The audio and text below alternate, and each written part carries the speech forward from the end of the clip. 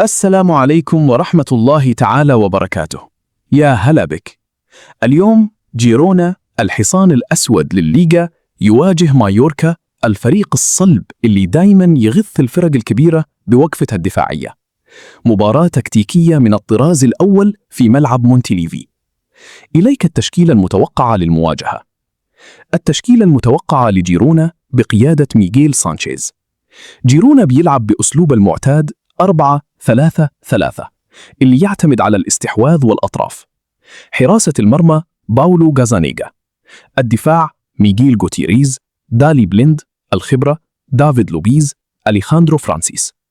الوسط يانخيل هيريرا، أوريول روميو، إيفان مارتين. الهجوم برايان جيل، بويان ميوفيتش، فيكتور تسيغانكوف. التشكيلة المتوقعة لمايوركا بقيادة جاغوبا أراساتي. مايوركا بيلعب بخطة 4-1-4-1 عشان يقفلون المساحات في العمق. حراسة المرمى دومينيك جريف. الدفاع يوهان موخيكا، أنطونيو رايلو، مارتن فالينت، بابلو مافيو. الوسط عمر ماسكاريل، سيرجي داردير، داني رودريغيز، روبرت نافارو. الهجوم فيدات موريكي القناص. التوقعات: والله يا صاحبي، جيرونا في ملعبهم ياكلون النجيل، كرتهم سريعة وتمريراتهم بتدوخ.